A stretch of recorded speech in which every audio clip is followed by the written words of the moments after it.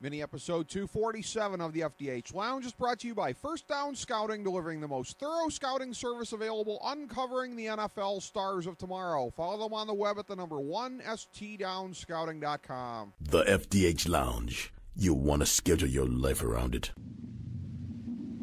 A long time ago, on a gloomy, wet Cleveland spring night, two men stand alone amidst the late-night drizzle. Their voices echo across the vacant station parking lot as they debate the merits of the great American radio show that have been missing for far too long. On that night, an idea was born. That idea became the FDH Lounge.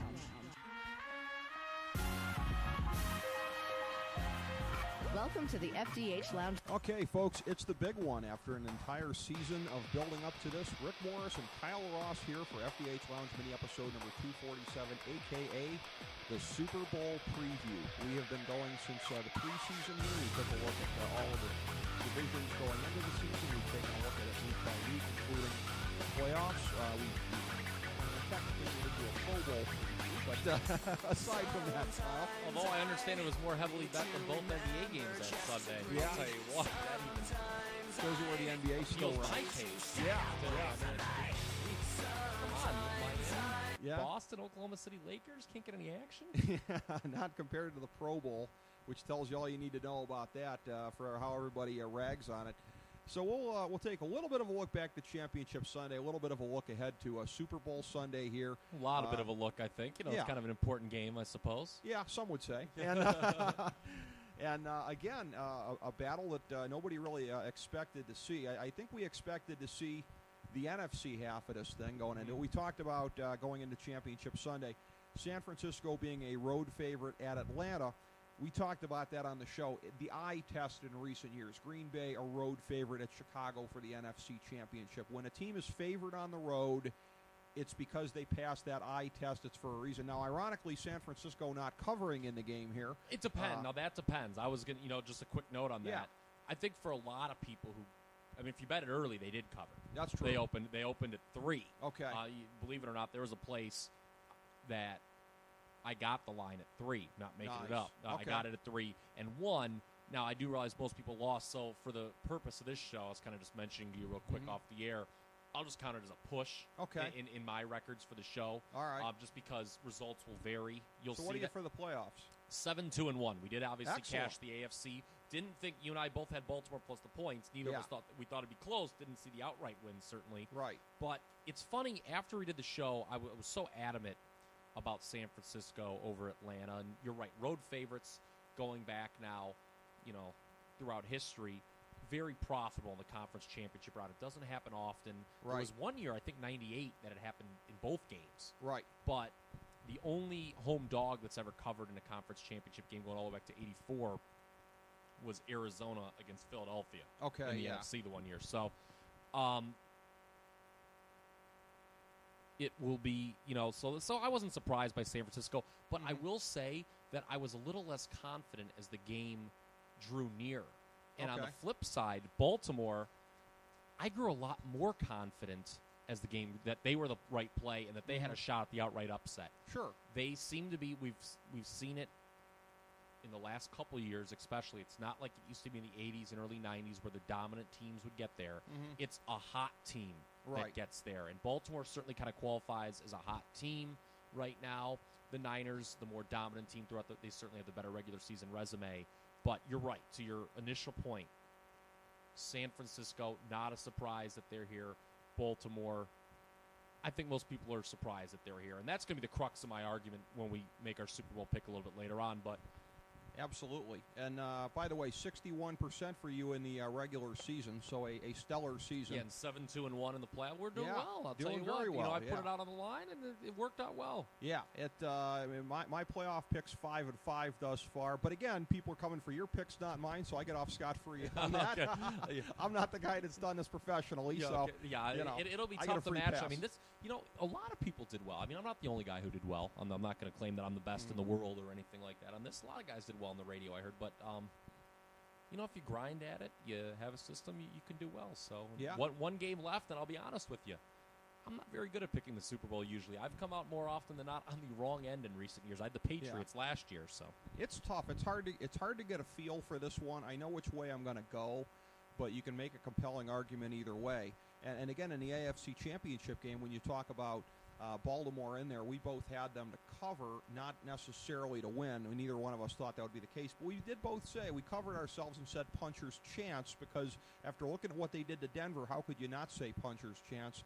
And that's exactly what happened. Two halves that are very, very, very strange going into the Super Bowl, and particularly for the way that you and I are likely to break on picking the game. The first half of the NFC Championship game and the second half of the AFC Championship game, it's hard to reconcile that, because the way that Baltimore just shut down New England in the second half, and the way that San Francisco was shut down and let Atlanta go up and down the field on them in the first half of the NFC title tilt. Okay, I'm interested to hear where you go with that later on. Okay. I want to do something first. I want to make one last note on the conference championship games. I told you I was going to do this. I like to always think that, you have me on here because I give it a different look and I surprise you week to week. I'm going to surprise you here. Okay. I want to talk about the two teams that lost in the conference championship games real quick. Okay. Now, everyone who's listening to the show knows that I mock Atlanta fairly regularly. Mm-hmm. They did beat Seattle. I will still say to my dying day they were not the better team that day, but they won the game. Time zone asterisk. Yeah, okay. It's not just that. I think Seattle was a little too excited about the comeback and fell asleep at the wheel at the end, but whatever. Yeah. That's water under the bridge. Atlanta, New England, last 5 years only. Just forget about everything that's happened before the last 5 years. Aren't they the same team? They kind of are. And where did Dimitrov come from? Yeah, you knew this was kind of coming, so you're not as shocked. You didn't have to think about it, but we all kind of hail Brady as having the clutch gene, whatever that means. We all bow at the altar of Brady and Belichick. Sure. And New England and teams like, meanwhile, Atlanta, by people like me get mocked because they, up until this year, had never won a playoff game in the Ryan Smith era. Mm-hmm. But let's take a look just at the last 5 years. And this is not a completely original thought. I did read an excellent column that was written by Bill Barnwell on Grantland. But I had always thought about this in New England, and I think I've mentioned before with you when we've previewed seasons and just talked about New England in general. I want to go back to a game that we've kidded about a few times, the 2007 AFC Championship game, a game where Phillip Rivers gave quite possibly the most courageous effort this country had seen since D-Day. I hate that he stayed in there instead of yielding to Billy Volek. Okay, but whatever, okay. But since that game, New England has only won 3 playoff games. They beat a Tim Tebow-led Broncos team, which is the history books will probably go down and say was one of the most overachieving teams in NFL history. Yeah. The following week, they beat Baltimore, a game that they were outplayed and probably should have lost if not for a drop pass in the end zone and then a missed field goal. Yeah. And then this year, they beat a Houston team who you and I both like, but let's be honest, is still kind of cutting its teeth when it comes to winning and was not going to win on the road up there. Was not going to win in the snow. No way. So they have more playoff wins in the last 5 years than Atlanta, who's just got the one. But Atlanta has, look who New England's beaten, those 3 teams I just mentioned. Yeah. Atlanta, we always kind of kidded about and joked and thought it was going to be a case of deja vu, in their case a bad case of deja vu by drawing Seattle this year. They've always run into the hot team. They have. They ran into the Packers when the Packers won the Super Bowl, the Giants when the Giants won the Super Bowl, Arizona when Arizona made it to the Super Bowl. And could very well still happen in that they lost to San Francisco this year. Yes. So, I don't want to mock Atlanta. Atlanta, whatever, they did a little bit better than I thought they were going to do. They're fine. But I think that they're just the same as New England in that they're built to succeed in the regular season. But I think these two teams' ceilings aren't as high as some of the other teams like a San Francisco or maybe even a Seattle when they're at their best.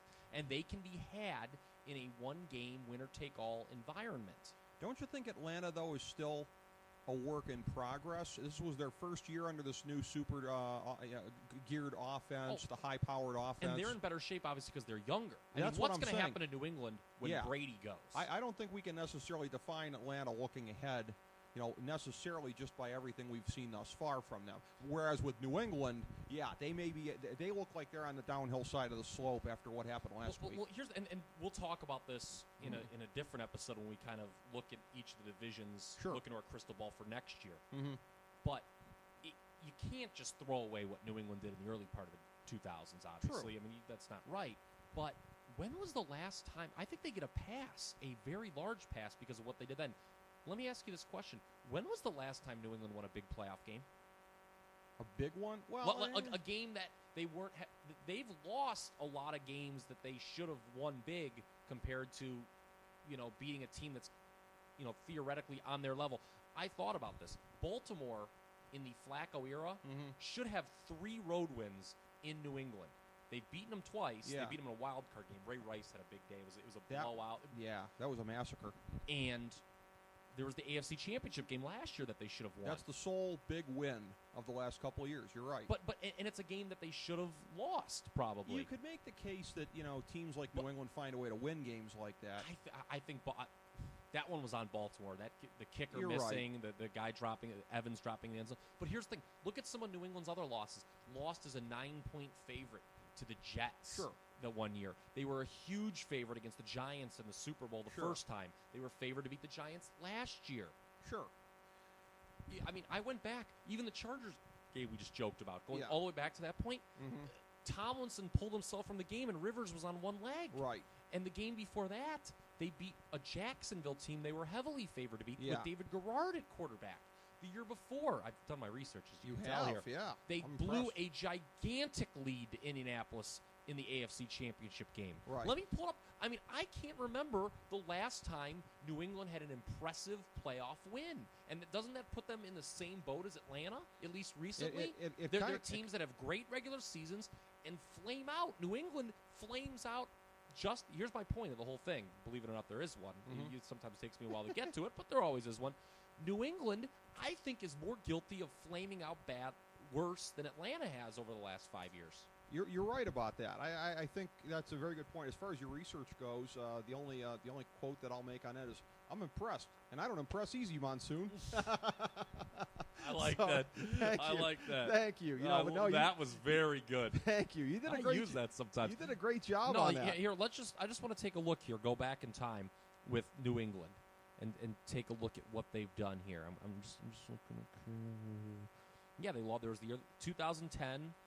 Obviously last year they lost in the Super Bowl. 2010 they lost outright as a 9-point home favorite to the Jets.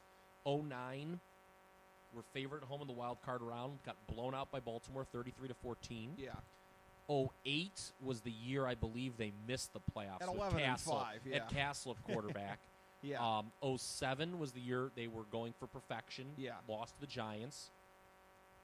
Year before that was the big loss to Indianapolis when they blew the huge lead. I remember doing an episode of SNS, by the way, watching that game. Okay. They had a huge lead, blew it to Indianapolis. Yeah. The year before that, they lost in the division round to Denver. Yeah, that was a big upset. That was a You'd Saturday have to night go game. back, honestly, since they've won the Super Bowl last, when they beat Philadelphia. Yeah. I don't think they have an impressive playoff win. That's very interesting. That's a long time. That's longer than the Smith-Ryan era, by the way. No, they have not. I mean, the teams they've beaten in the playoffs, Jacksonville with Garrard, San Diego and Rivers was on one leg. Right. Tim Tebow, a Baltimore game they were badly outplayed in last year. And then Houston this year, who's still trying to find its teeth in the big game environment. New England, and look, they're all right in the short term because that division is just no team in that division. I mean, there's a huge gap that still exists between them and the field. But I'm just saying, I'm not on here. I'm going to give Atlanta a pass this week, and I think New England should clearly be the more criticized of the two conference championship losers. You're right about that. Where I'll give them a partial pass, though, is this. And it's very interesting that San Francisco makes the Super Bowl here for the first time since the 94 season. Think about all the teams of the decade. Next to San Francisco, which won a Super Bowl 4 years into the next decade, New England has had the best sustained run. Next to that, the 49ers team of the 80s. This is the team of the 2000s, and we're criticizing them in 2013 for not winning and going to the Super Bowl. Now, everything you said is That's valid. True. You're right. But they have sustained, even if it's an overrated run in your eyes. And I get that, but I mean, they have stayed at a higher level longer. They stayed at a higher level longer. than the Dallas team of the 90s, the Steelers of the 70s, the Packers of the 60s. Next to the 49ers of the 80s, nobody's carried it over into the next decade like the Pats have. So even if they've fallen off, I'll give you that. and I'll grant you that. I think you're right about that, but I just want to put it in the historical context. That's a very good comeback. I just think that, big game Tom Brady is kind of overrated now. They've flamed out spectacularly in the last couple of years in the playoffs. And I'm not somebody that likes Brady or Belichick or Chowds in general or anything. I'm just trying to be fair No, here. that is... Look, here's the thing. We were kind of joking about some other issues off air, that nothing's absolute. I'm not saying that New England stinks. Right. I'm just saying that they're not infallible either. No. They're still... Look, for next year, we're going to talk about later today, and there'll be obviously when they're released down the line, subsequent mini episodes where we look at the divisions, like I said. Are you really not going to pick New England to win the division next year, barring some huge seismic shift that we can't anticipate in the next couple months? But I just think that, it's a big game. You got to love Brady and Belichick. I think that's silliness. Yeah, no, I would tend to agree with that. As far as the teams making it, there's a real unlikelihood to what happened here, because I'm going to give you the list of teams that lost the title game and went on to win the conference title game the next year. You got to go back to, New England in 07 was the last to do it. And let's look at the AFC. Pittsburgh in 05, Pittsburgh in 95, Oakland in 76. In the NFC, Philly in 04, Green Bay 96, Dallas in 95. So in 95, both Dallas and Pittsburgh managed it. It's the only other time it's ever happened. Okay, after losing the conference championship in the previous year. Okay. Yeah, Washington in 87, Chicago in 85, San Fran in 84. It happened a lot in the 80s. And then the Rams in 79. So it used to be more commonplace, but haven't seen it as much the last couple of years. So for San Fran and Baltimore to say a year ago, that's okay, we'll take the next step next year, they did it, but it's very unlikely when you look at the history of it. Both bitter losses. I mean, we talk about how Baltimore outplayed New England in last year's AFC title game, probably should have won. Yeah. Let's not forget about San Francisco. Yes. The fumbles, the special teams gaffes, they probably should have beaten the Giants. So it is remarkable that the two, you could suffer those bitter losses and there's not that hangover the next year. Because I'll be honest with you, at the beginning of the year, I thought both these teams would take a little bit of a step back. I did not think, in the case of Baltimore, I didn't think they'd make the playoffs. No. And San Francisco, I thought they'd still win what I thought was going to be a weak NFC West, but I didn't think they'd be as strong now as we're going to. I think that's a nice segue somewhat to, you can't look at these teams now like you looked at them back in September. There have been major changes on both sides. And you were talking about that. You almost have to throw the statistics out the window when breaking down this Super Bowl. With San Francisco, obviously, it's a tale of two seasons. You had the Alex Smith games, and then now with Kaepernick, they're a totally different team. He has just such a different dynamic, and same thing with Jim Caldwell. And by the way, I kind of like what Cam Cameron. I don't know if there was some tongue-in-cheek stuff there. Did you hear what he said? He said he was rooting for them. I like that. He called his firing a brilliant move. Well, that's refreshing to hear. Here's the thing, though, and it's pretty stupid, because here's the thing: he will never get a job above Waterboy ever again unless Jim Caldwell calls the worst game in the history of the Super Bowl and they lose 49-0. Cam Cameron is done because he should have been exposed before this as a very overrated offensive mind. He's been completely exposed now. Cam Cameron is being a little too magnanimous for his own good, because every subsequent Baltimore win is putting him lower and lower on the dung heap of professional football. I mean, he's an older guy too, right? I mean, he's not a spring chick. Well, he was also the coach of that awful Miami team that was very fortunate. As a Dolphins fan, he helped to make them awful. Ted Ginn, ninth pick of the draft. No. Let's not let him off the hook for 1-15. I'm not. I'm saying. I'm saying Cam Cameron, in fact, stink. I'm saying that he might stink. Okay. But I'm giving him credit for realizing he stinks. Okay. Is what I'm saying. I'm not saying, Cam Cameron's great. He deserves another chance. I'm just saying that's some good self-awareness, being like, hey, I wasn't getting it done. That's tremendous self-awareness. Yeah. So that's all I'm saying with that. And that being said, Baltimore just still seems like the bigger surprise. With some of the more recent Super Bowl champions, looking at the Packers and the Giants just the last 2 years, you saw them peaking toward the end of the regular season. Baltimore was not playing well at the end of the regular season. No, they didn't they play weren't. particularly well against Indianapolis in the wild card round. I thought the Colts just stunk in that game. Having said that, though, here's the thing in looking at this. Ever since 1990, when the NFL went to its present format of 6 teams making the playoffs per conference, 7-4 overall and 5-1 since 2005. Teams that played 3 rounds versus teams that played 2 rounds. So the whole thing of momentum is real. Last year with the Giants, 2010 with Green Bay. The only loser in all of this was Arizona in 2008, and I'd call that loser with an asterisk because I think Santonio Holmes is still juggling that football.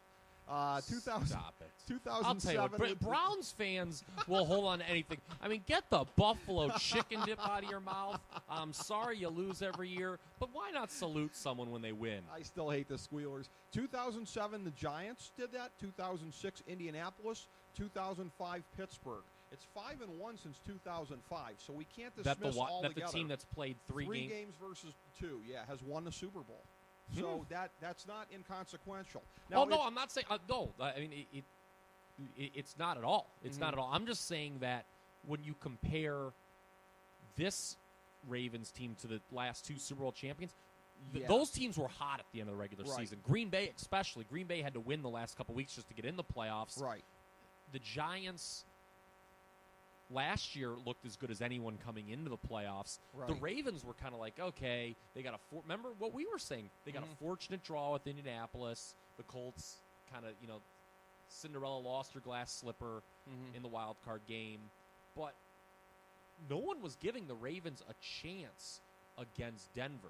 I remember last year, as good as the Packers were in the regular season, people were like, woof. This Giants, I know the Packers were good, but this Giants team is peaking right now. You didn't have that. No, you're right. And they were fortunate to win. I mean, look, they put it all together. Right. I mean, you could certainly make a case, I think, and I'm not looking at the Ravens' year-to-date results, and I'm just doing a pause here real quick. All right, here it is. Other than Week 1 on Monday Night Football, we referenced this game during the course of the year when we were talking about Baltimore, how they didn't have many dominant games. Other than that game when they killed Cincinnati on Monday Night Football, there's no other game that compares to what they did in the AFC Championship game. Those were by far their 2 best games all year. Yeah. In between, the bookends, No, you're right about that. No, they didn't get blown out a lot either. Right. But they were close with a lot of bad teams. They beat the Giants pretty good toward the end. That's when the Giants were in a tailspin, but still. They did. You're right. That was another good one. That was another good. Their impressive. backs were against the wall. I'm forgetting about that. I apologize. Okay, I so forgot. that's. I apologize. But you're basically right. I mean, I they didn't finish. Right. Now, let's give them some slack with the defense. Yeah, I saw this today. The third reason you can't really count the stats in this game. During the regular season, Ed Reed, Ray Lewis, Terrell Suggs, the 3 kind of linchpins of that defense, did not play together in any games. Okay. I mean, that's crazy. And what's funny is their defensive, with those 3 in, haven't been great in the playoffs. They've been giving up a lot of yards, but as you like to say, it's been a real bend but don't break situation. The Colts only scored 9 points. When you hold New England under 14 points, that's something. That hadn't happened since week 2. Right. So, like I said, they really had their best game, arguably the season, in the AFC Championship game. So that's the case for Baltimore. Yeah. Is the hot team has been winning the Super Bowl, not the team with the better regular season resume. Right. And it's a thing, too, where you look at it. I think we've been putting over Grantland a lot. I'm going to do it one more time. There was an article I saw, I think, at the beginning of the playoffs, contrasting the NFL with the English Premier League. And it's 2 entirely different things altogether because and I'm somebody that's a little bit of a purist, so I like the regular season to matter. You'd have a hard time arguing that the regular season has really mattered. Again, with the Giants and Packers being the last 2 Super Bowl champions and Baltimore making it out of the AFC this year, versus in the English Premier League, whoever has the best regular season record by automatic dint is the champion of it. This is something where it's a whole new season, folks. This match must continue, and it just becomes a permutation in the playoffs of, the best team might not necessarily make it. Now, in the NFC, I don't know who you'd argue for other than maybe Seattle because they didn't get a crack at San Francisco in the championship game. In the Those AFC, are my 2 top teams. If you remember, I had Seattle number 1 going into the playoffs and San Francisco number 2. Right.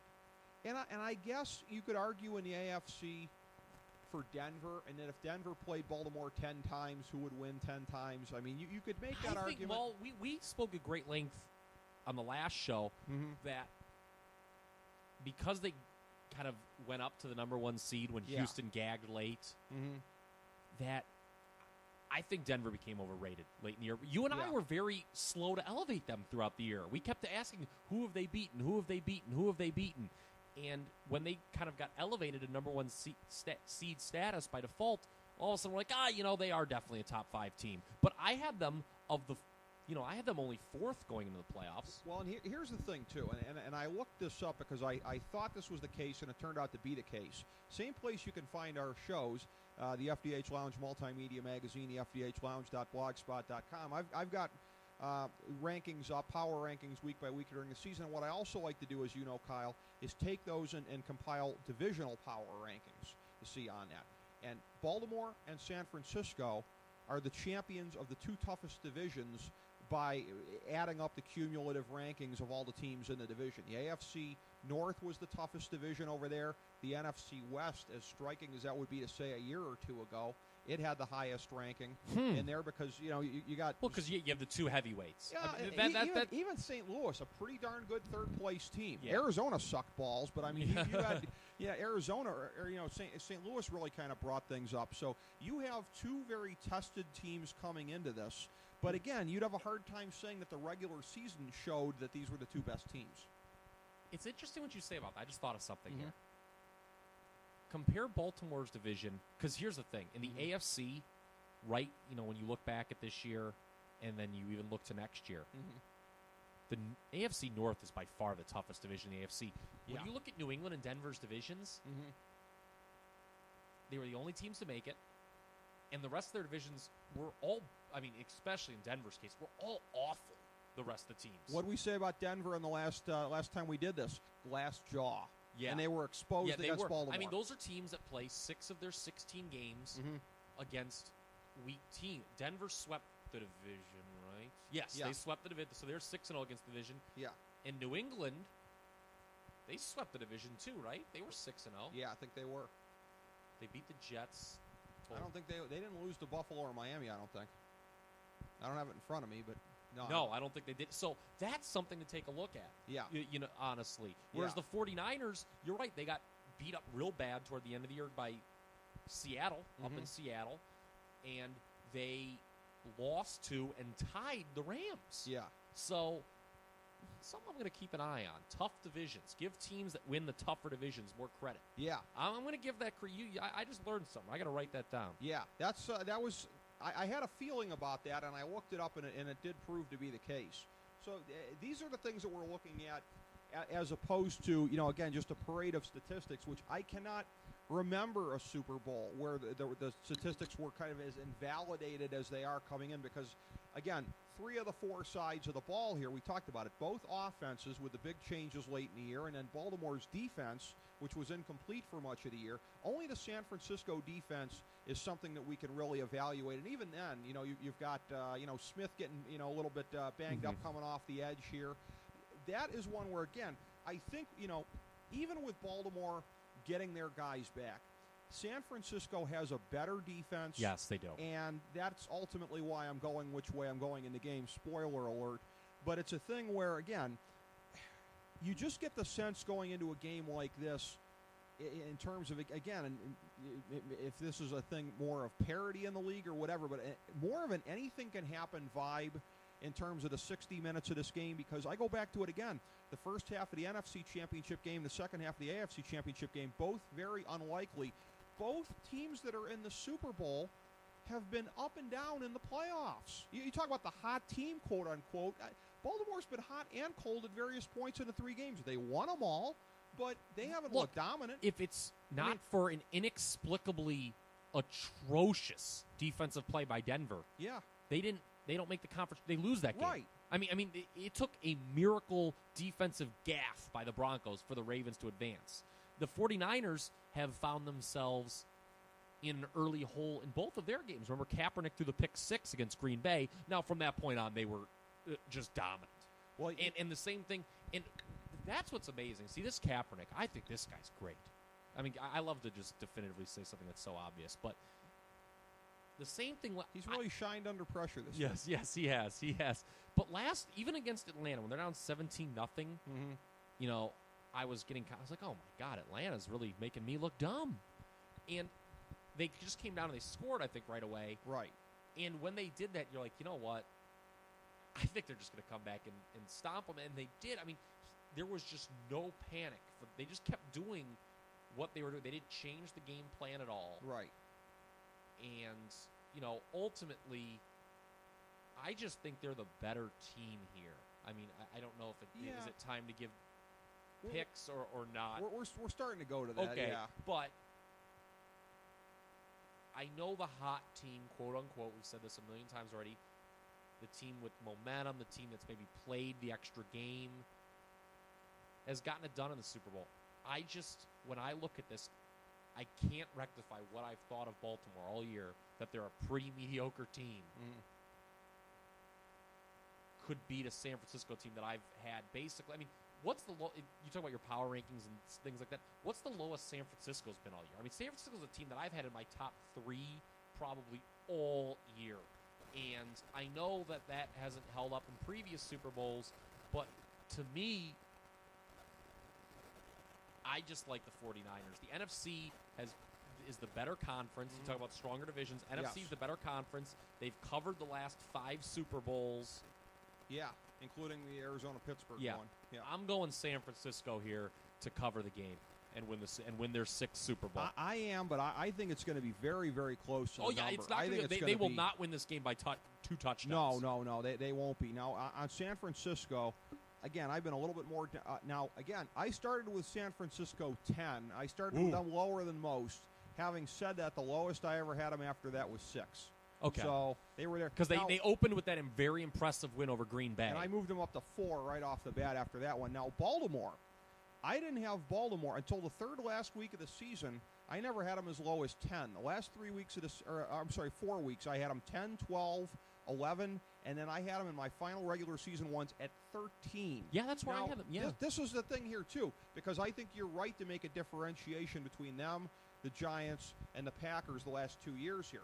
Those teams, again, you could see it building coming into the playoffs. And that's where I'm not going to necessarily associate Baltimore with this 5-1 trend since 2005, even though technically there's nothing that would separate them from that. It's the same circumstances. But again, we talk about it, the eyeball test. They don't look the same as the Giants did last year. No. They don't look the same as the Packers did the year before. Again, they've been kind of up and down on some things here. I think, again, you're looking at a circumstance where Baltimore is, and the great Platinum Smalls from the 21st Century Media Alliance fed me this today, that I think the numbers, and this was truly remarkable, the Ravens averaged, I think, 61% passes under Cam Cameron and only 51% under Caldwell, and yet they're much more aggressive with Caldwell. They're going downfield more, and I'm thinking 61%.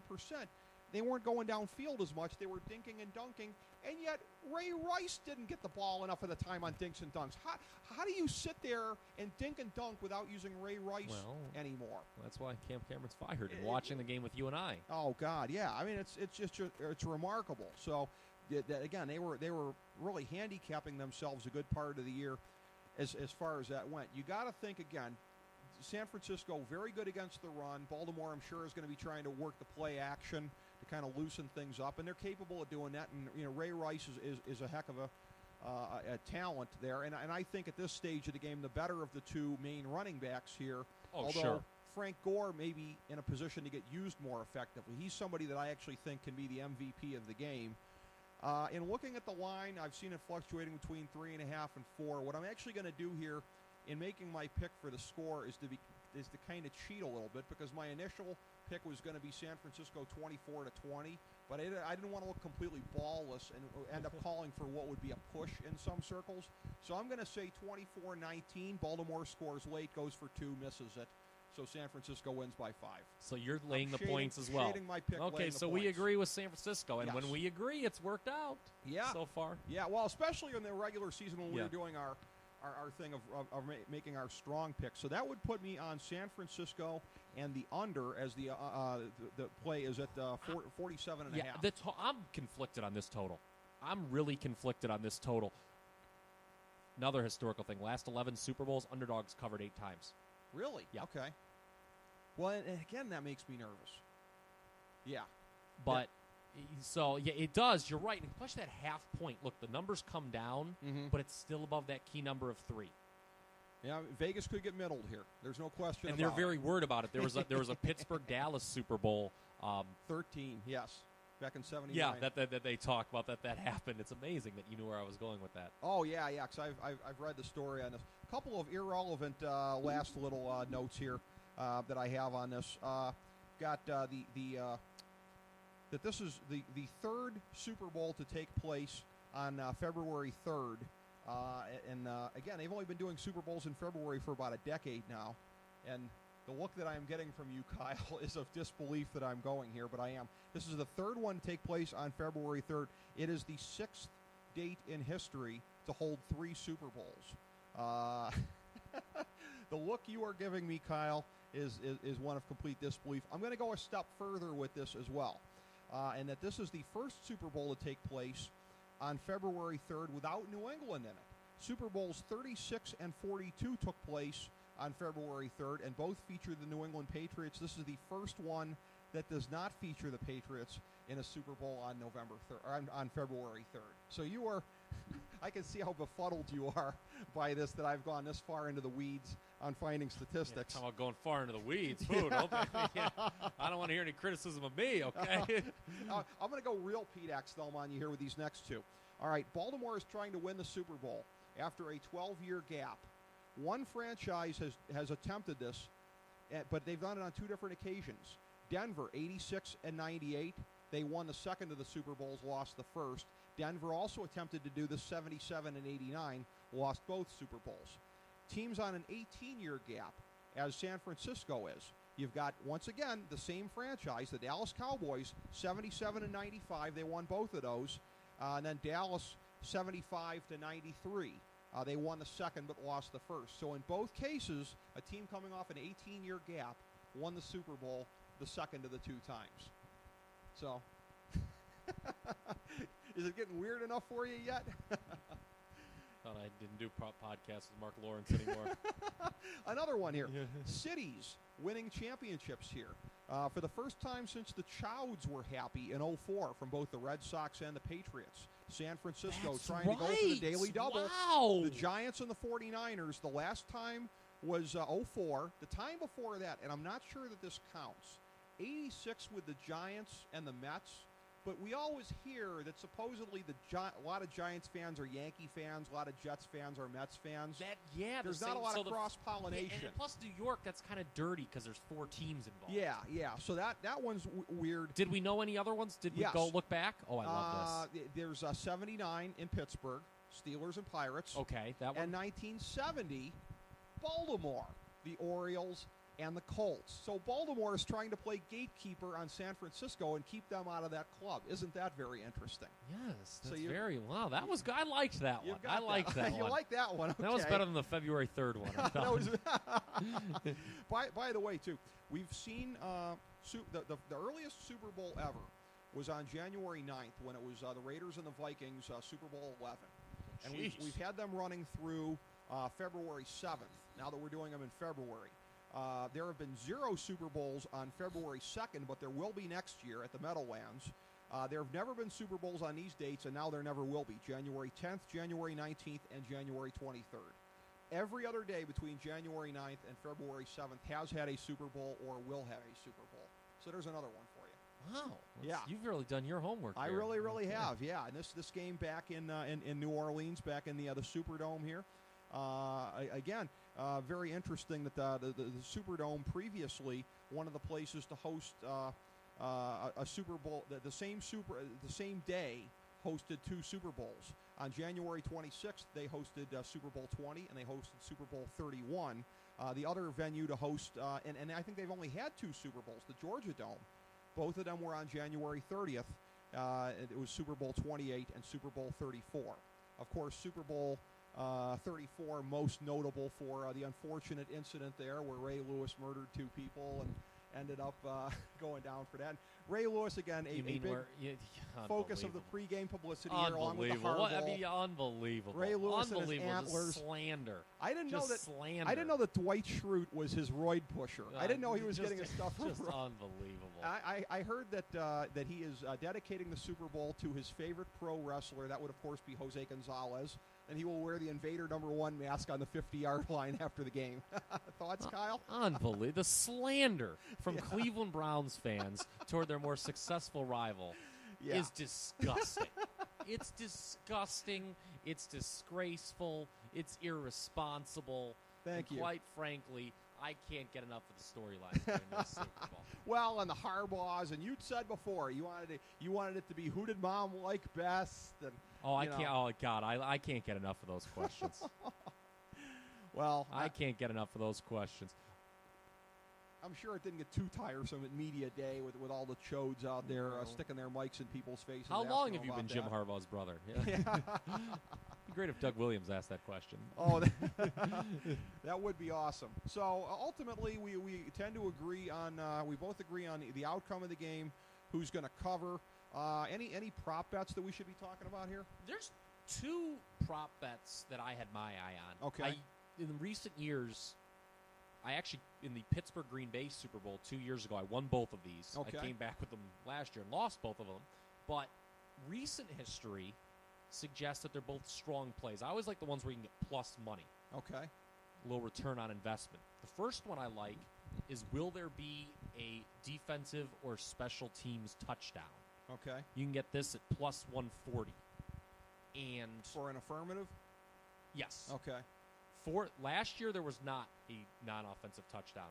For the previous 5 Super Bowls, there was. Right. So if you look at this year's playoffs, there were Baltimore, the game against Denver, there were 3 non-offensive touchdowns scored in that game. And then San Francisco threw a pick 6 in that game.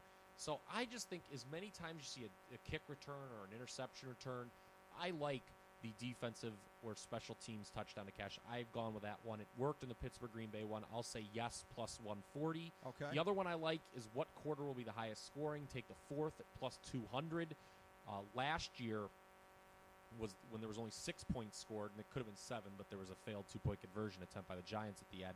Was the first year that there hadn't been at least 15 points scored in the 4th quarter in at least in the last 5 years. Okay. So the 4th quarter had been kind of disproportionately higher scoring for 4 years before last season. So those are the 2 I had my eye on. All right. And you talk about non-offensive touchdowns. I guess one of the last substantive points that I have to make here in talking about this, a big edge on special teams for Baltimore with the return game and with the fact that, again, notwithstanding the fact that the Ravens have a rookie kicker, David Green Akers stinks. Yeah, he's been horrible. Is awful. He's missed 13 of 42 field goal attempts and hit the upright in the NFC title game with a 38-yarder. Could be shades of, if it's a close game, you don't want to think, could be shades of red, right, 88 when you don't want to send the kicker out there and the quarterback ends up making an unfortunate pass in the wrong instance here. So, and Baltimore is pretty good on takeaways when they're at full strength. So there is that to consider as well. So that was, but again, Baltimore, one of the things that they have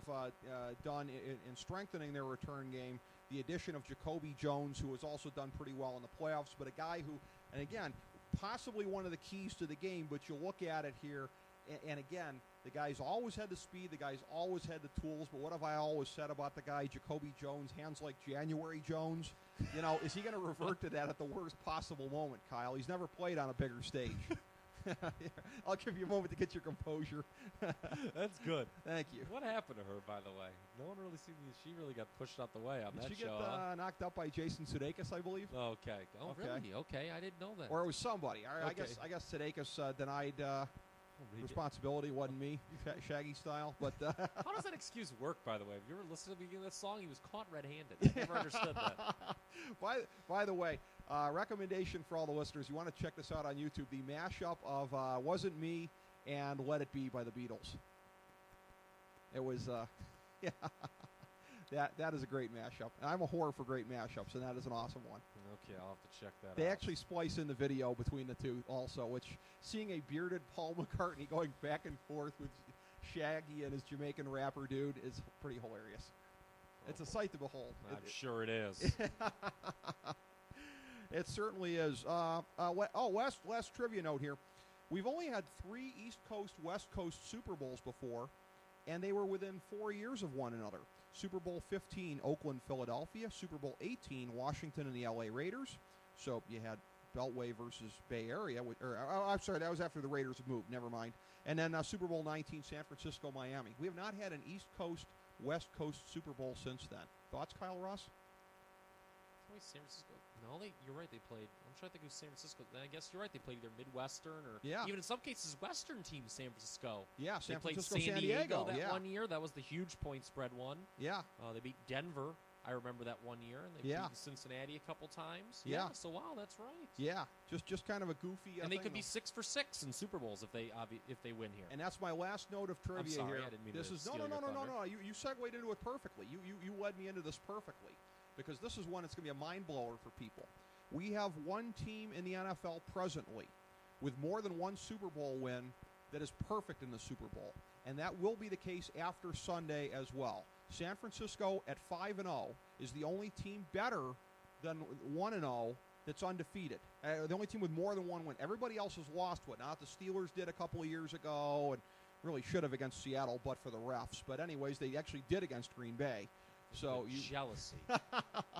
So you're looking at a circumstance here where Baltimore will either be 2-0 with San Francisco at 5-1, or San Francisco at 6-0 will stand alone atop Super Bowl supremacy as far as repeat winners goes. Wow. Yeah. Isn't that shocking? Yeah, it is. They're the only team that has not won, or that has not lost one that's won more than one. Yeah, because Green Bay lost to Denver. Denver. That's right. Because I voted for that in the Lounge Pantheon as the greatest Super Bowl. That was a great game. That was a really good game. I really remember was. that one.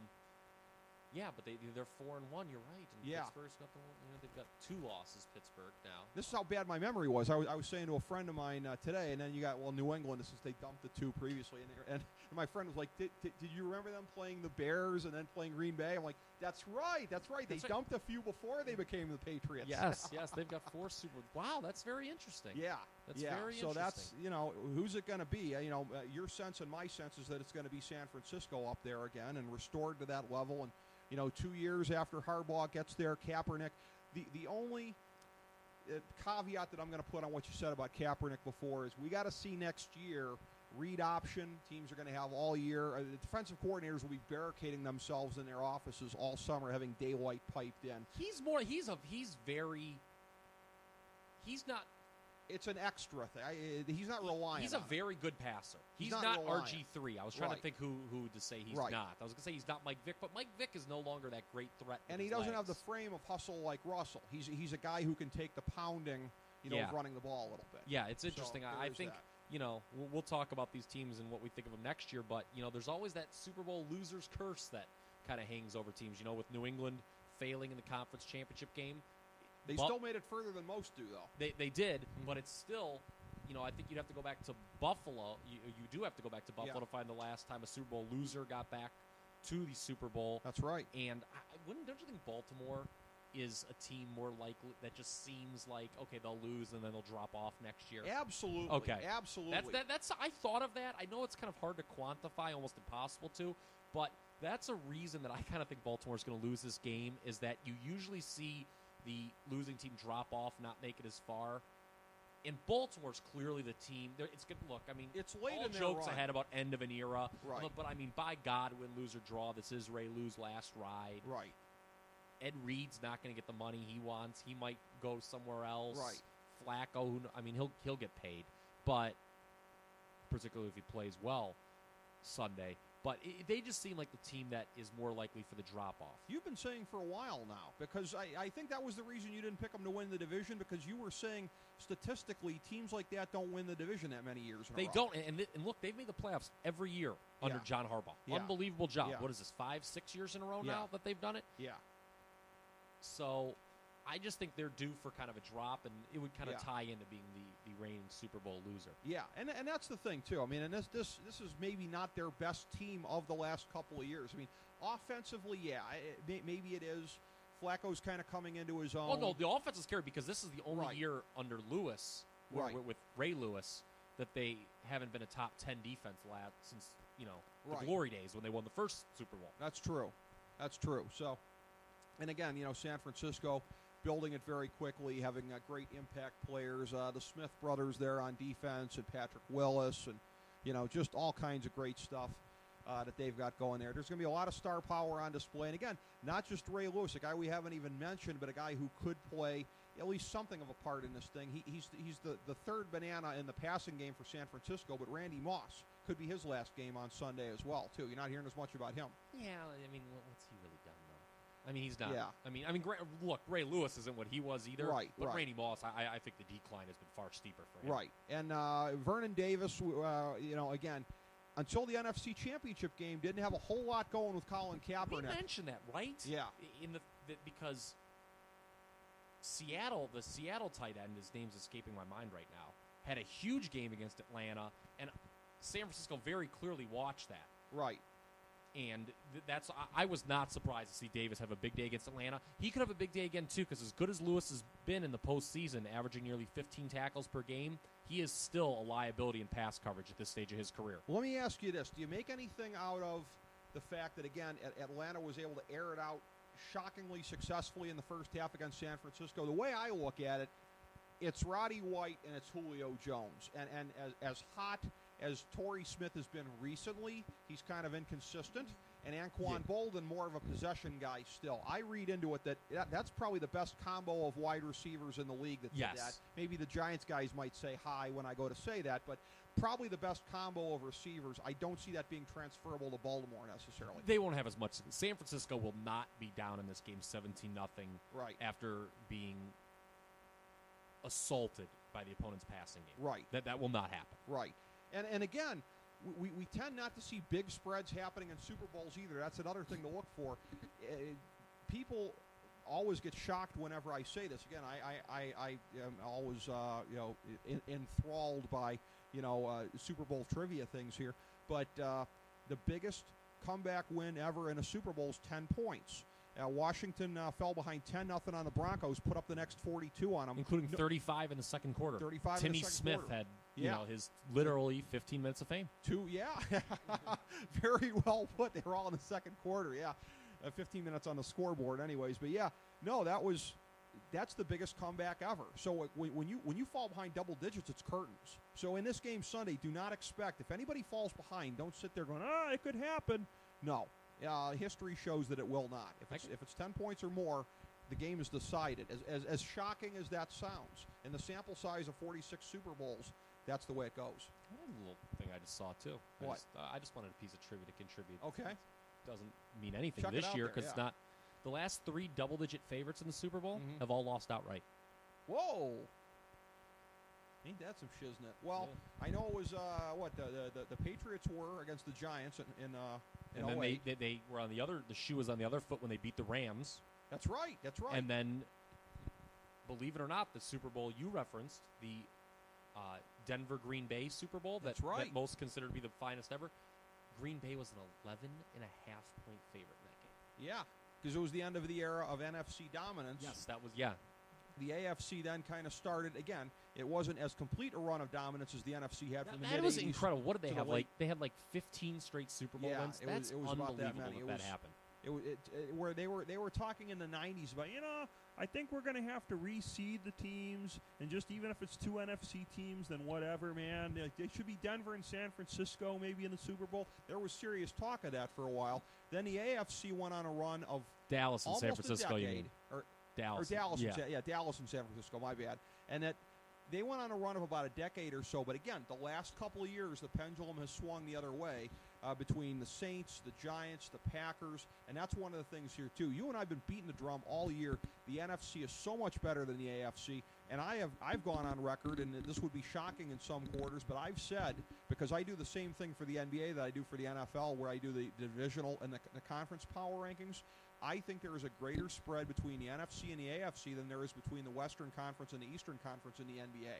And I think that's one of the things working against Baltimore and working for San Francisco when you talk about being tested, not just tested in a division. And by the way, I had that division ranked as tougher than the AFC North. So even though Baltimore was in the tougher division in the toughest division in the AFC, toughest division in the weaker conference, obviously. Yeah. So San Francisco tested. They played a first-place schedule because now so did Baltimore. They both won their divisions last year. But a first-place schedule means more in the NFC when you're playing, the Titans that have won those divisions. So, again, you and I think, have a lot to back up our picks on this game. And yet, I know we both have a feeling that this is a game that could swing either way, certainly. We talked about it a few times in the last couple of weeks when breaking down the playoff matchups that the point spread, more often than not, does not factor into the final result. Usually the straight-up winner also covers the spread. Right. Typically, people who like to play the underdog in the Super Bowl do so on the money line. Right. Because the underdog often the only recent instance of the point spread coming into play. Well, there was a few actually in the early part of the decade. I know the New England ones, this happened. Mm-hmm. But Arizona was the last underdog to cover but not win the game outright when they lost to Pittsburgh. But there have been some other instances. I know, actually both of New England's wins over Carolina and Philadelphia back-to-back years, they won but didn't cover. Okay. And I have that suspicion that this game, no matter what way you bet it, you're going to be sweating late. That's what I think, You're going to be sweating late. I do not see either team winning this game by more than a touchdown. No, I would agree with that. And like I said, I'm just kind of hacking it up a little bit by saying that Baltimore goes for 2 and doesn't make it, just so that I'm not sitting on 4, because I wanted to put it on 4, but I don't want to look completely gutless. So I'm going to say San Francisco wins by 5. But so that's our pick, Kyle. Again, we happen to both agree on it in this game. I think we agreed on Championship Sunday as well. Yeah, we had both San Francisco and Baltimore. And look, results will vary. I mean, by the time the show was up and the line was over 4, it got up to 4.5. But, Baltimore was certainly, it was interesting on the other side there. Baltimore, who we both like to cover but not necessarily win, obviously came through in flying colors. Yeah, we said puncher's chance, and I guess that's what it comes down to. I guess that's the bottom line in the Super Bowl.